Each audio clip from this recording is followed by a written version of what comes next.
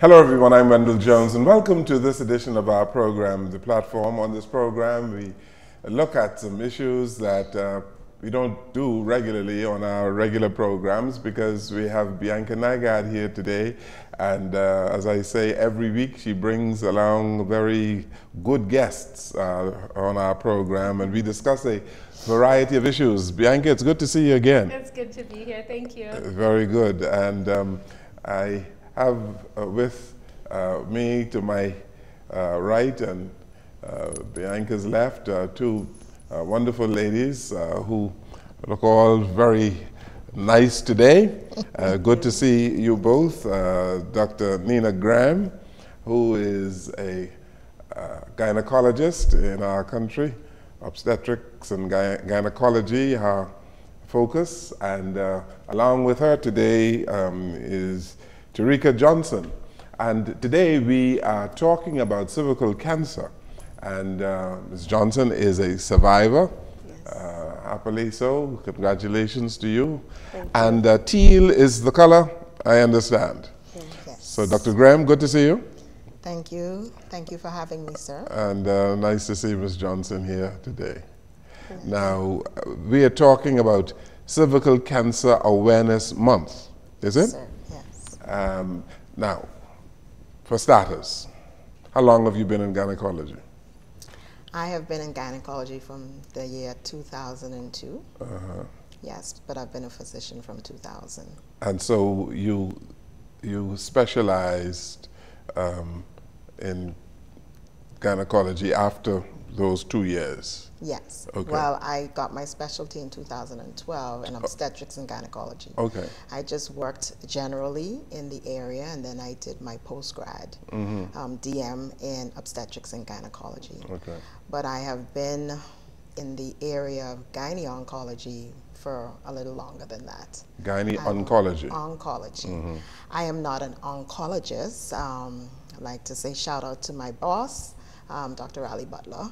He is one of the chief gyne-oncologists in the country, along with Dr. Halliday.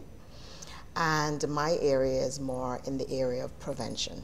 Yes, okay. Yes. How, cervical cancer, explain what it is. Okay. The cervix is the neck of the womb, and it's the area that dilates to give birth.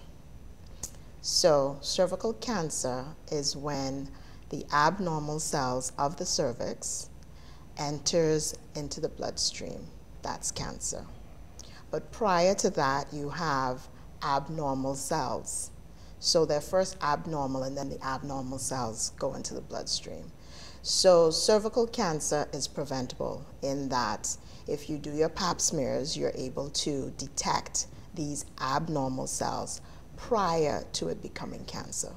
And so cervical cancer can be prevented? It is definitely preventable. Okay. And that's the sad part, because it's still the #1 cancer of the female reproductive tract in the Bahamas and the Caribbean, despite the fact that in the 1950s the pap smear was invented or was created for the same reason.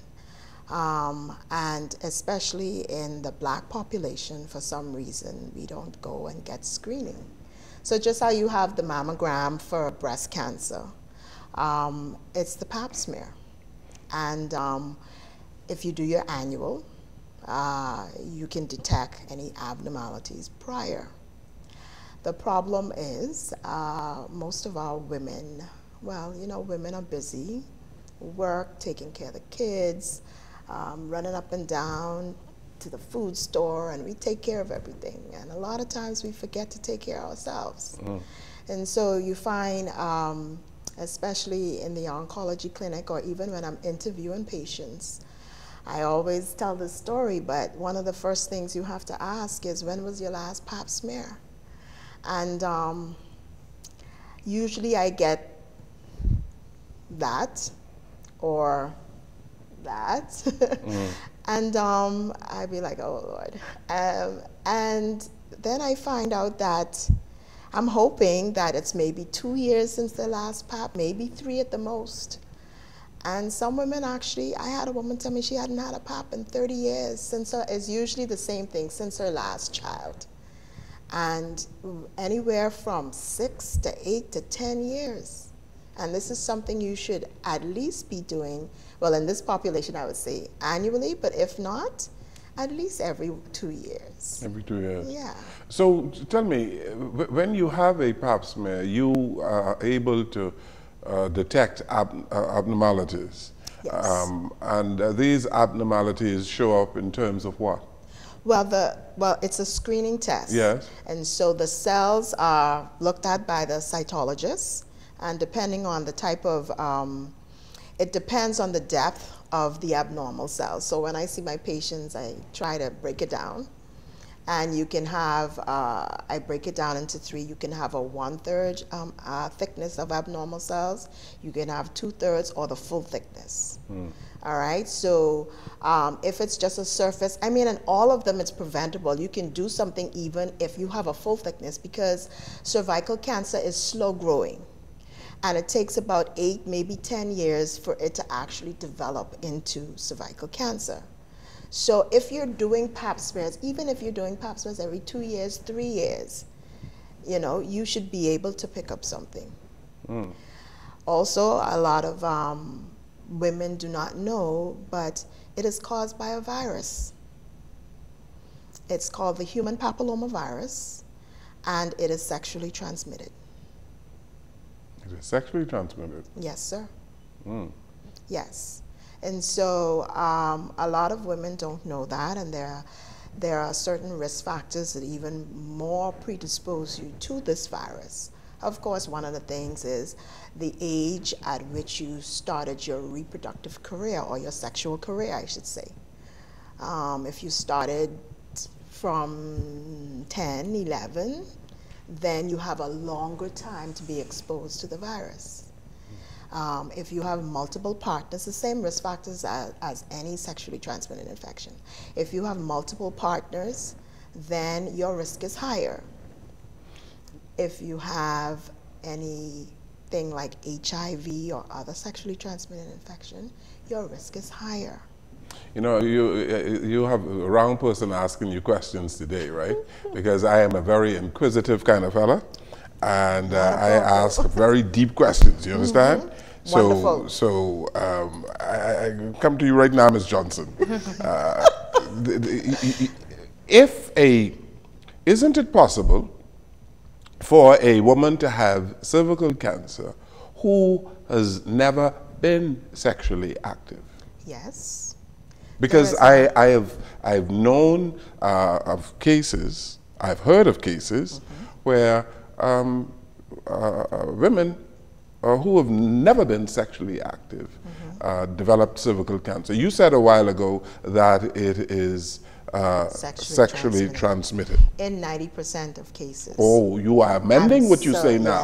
Yes, 90%? yes. Okay, all right. There's a very small percentage.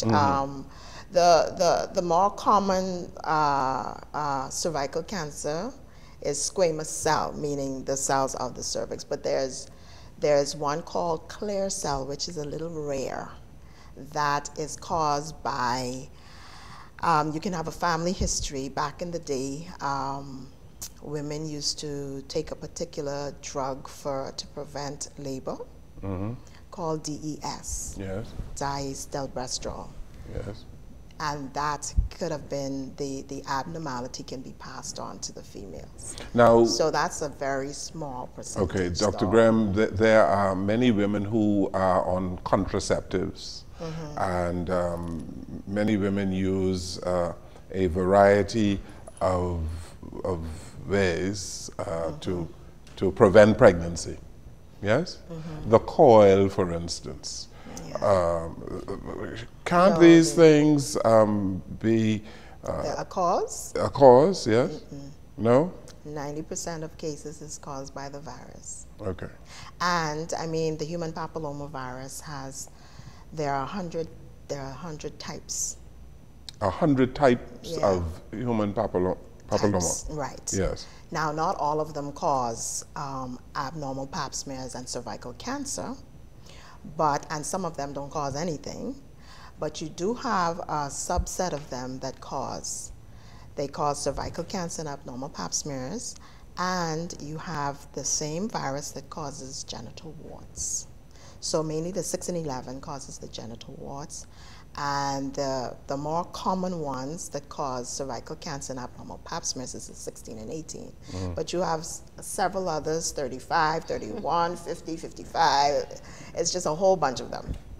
But those are the more common ones, especially in our population. So you've been studying these viruses for a long time.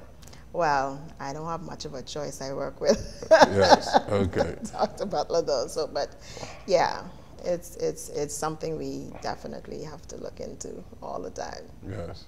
So men are often the transmitter of these. Both ways, yeah. Yes?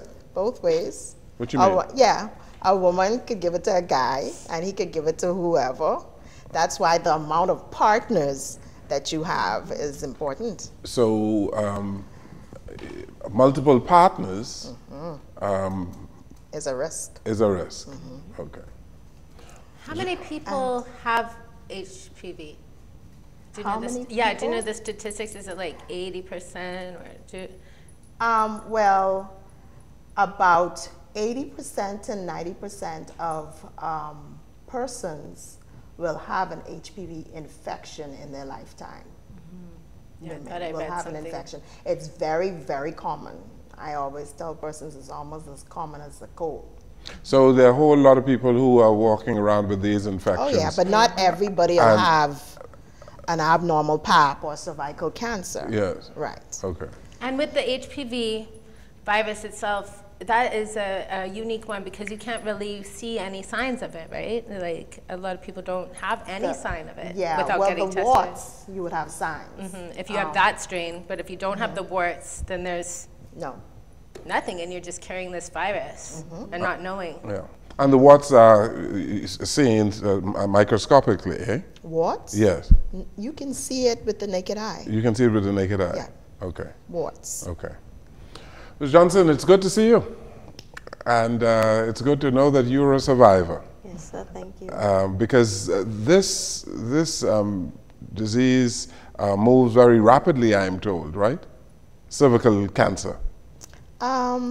It's slow growing. It's slow growing. Yes. When you go from an abnormal pap to actual cancer, that could take a long period.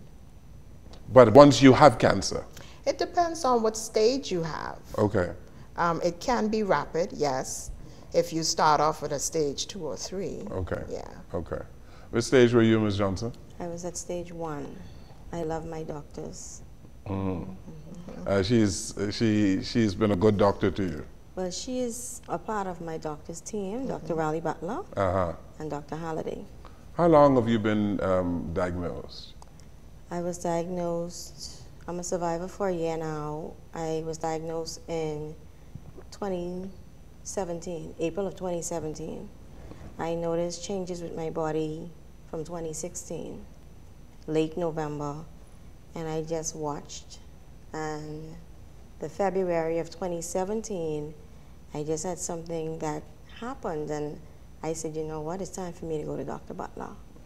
And at that point, I had not had a pap smear for a year, which then I usually go twice a year because my grandmother passed from cervical cancer, okay?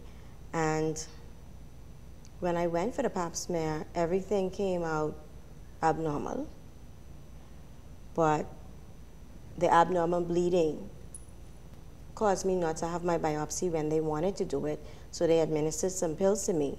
And by the time I went back that Friday, I had my biopsy. And during that time, what Dr. Butler saw, he said, you know what, it's routine for me to send this to the lab, but I'm going to let you know now this is cancer. Well, I did cry. Had a lot to take in from the doctor's office home. But on my ride home, I was like, you know something? Cancer, you didn't come to beat me, I'm going to beat you. And being the doctor that he is, he said, you know what? I'm not going to lose you to this. So the support system started from my doctor's office. Even though none of us like to hear that word cancer. Your mindset makes a whole lot of difference with how you fight cancer. So from there on in, I did my biopsy, waited for the results. That was a little bit scary for me because I didn't know what stage it was at. And when it came back, he was like, okay, well, this is a stage 1. I said, okay. So, he went into depths and he explained it to me. You have to start your chemo, and everybody hears about chemo, and they say, well, you're going to lose your hair. I was prepared to live, so my hair didn't make a difference to me at that point. When I thought about my kids, you know what? We're going to fight this. Okay. Went back to the doctor's office. He was like, you know something? We're going to win this one. I said, yes, we're going to win this one. What do I need to do? He explained everything to me. I went in. He put me into the oncology system at PMH. The chemo started. I was a bit scared, but it was not as bad as I thought it would be. I wasn't sick the way some people used to be sick because a lot of things has changed. They give you the pre-meds, they give you the meds to take afterwards, they give you stuff to help you with your appetite and everything. So I was good. I did have some symptoms. The bad taste in my mouth, the loss of weight, other little stuff. Other than the chemo, I had to do radiation. So I did the 2, chemo and the radiation. And because I think it's because of my frame of mind of winning, the first part of my radiation, the tumor was gone. The second portion of my radiation, Dr. What's his name at radiation? Dr. Kalini. We had to ride from the heart center on to the diagnostic center. And I was talking to him, and the guy said, Dr. Kalini, be honest with me. How am I looking? He said, you want me to be honest with you? Your cancer is gone. But this is just a routine that we have to go and do the inward part. That part was scary because I didn't know what to expect. They gave me some pills, Percocet.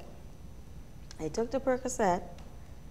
The Percocet didn't kick in until the procedure was over. So the other portion of the inward radiation, he said, Tereka, you're going to take them? I said, no, I'm not. What do I need to do? He said, you just need to relax. I said, okay then, let's do this. The nurse was like, you sure? I said, I'm positive. The Percocet made me feel sick, and it didn't work until the procedure was done. So if I did the whole procedure with no medication, I could do it again. And I did all rounds with no medication. Interesting. What are you on now? Nothing. Nothing? No, sir. So you don't worry about it anymore? It's gone as far as you're concerned? It's gone. It is gone. My last pap smear that I had a few months ago, there's no sign, no abnormal cells. I also took the 3 vaccines, the Gardasil vaccine, and I hope that the women that are listening to this show take my advice and go and get their pap smears and get their vaccines. Life is worth fighting for.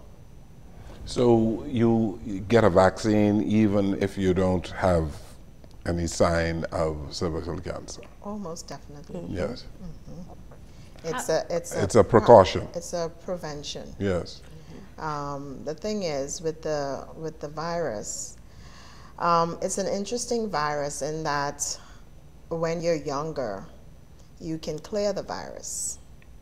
So just how you may have a cold and you get rid of it and it comes back and you get rid of it. So the younger population, that's why we don't do HPV testing before the age of 30, because young people are very sexually active and they can clear the virus easily. As you get older, your immune system isn't the same, and some of us don't clear the virus as easily.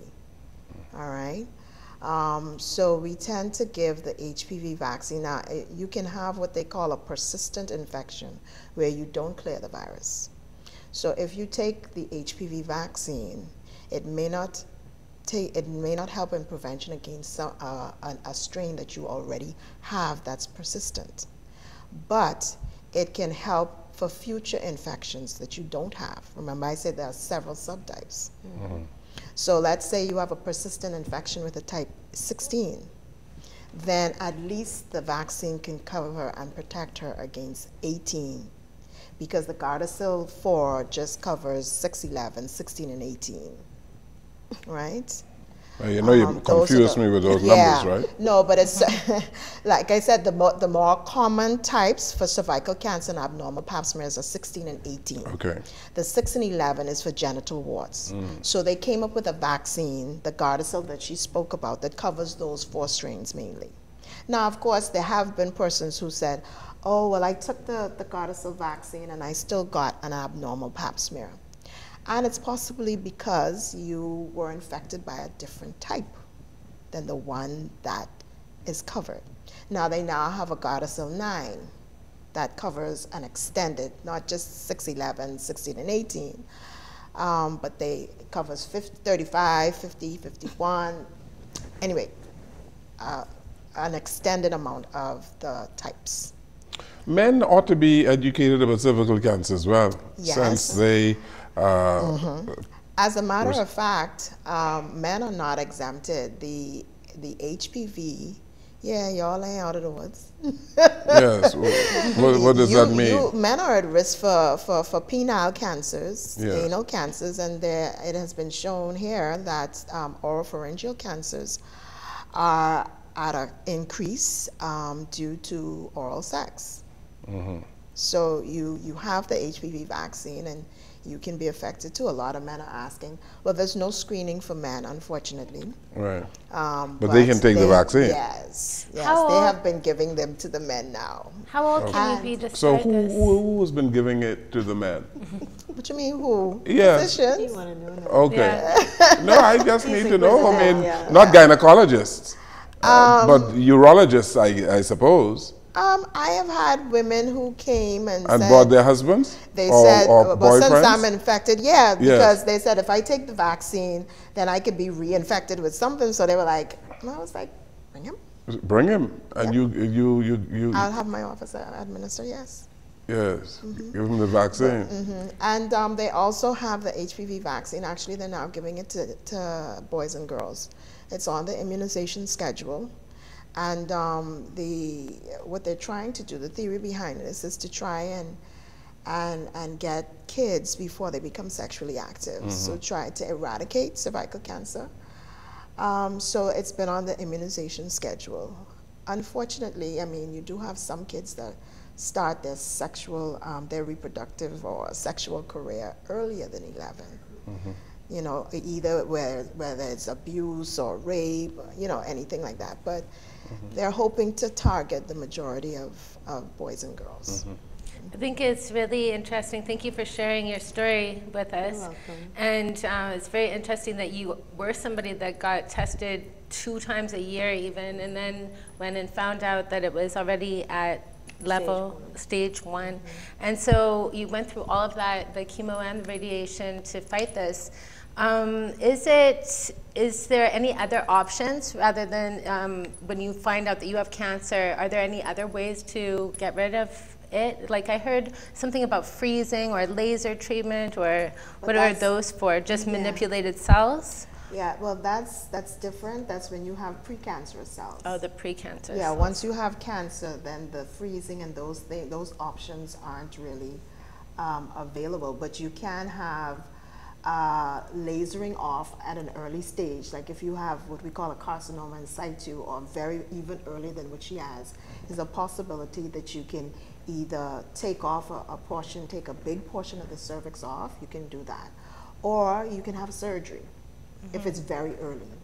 But once it's beyond 1, right, or 1B, then you have to do chemo radiation. But when you have an abnormal pap smear, that's why we say it's preventable.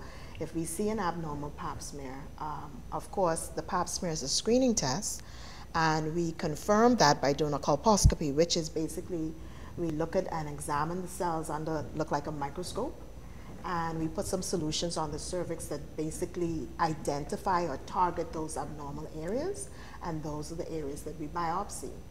All right, depending on what stage you are, if you're stage 2 and 3, or what we call CIN 2 and 3, then those are the ones we need to treat. Either you can freeze or you can actually laser. The effect is the same, but you may have persons who you did the freezing on. You know, I would do the freezing on, still come back abnormal. Then I might consider doing, even though they're equal, I would try to laser, because I can get a deeper, or a cone where you can go a bit deeper.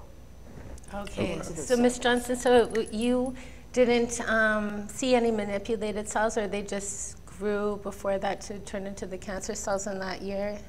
Well, I guess they grew because in 2016 I was on the depot shot, and because I wasn't seeing my period, and that last shot, that November, I went to a particular clinic, and I usually got my shot on the right side, and I got my shot on the left side that time, and the bleeding wouldn't stop.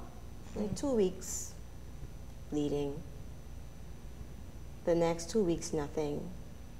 The other 2 weeks, I started to pass clots, like I was having a miscarriage.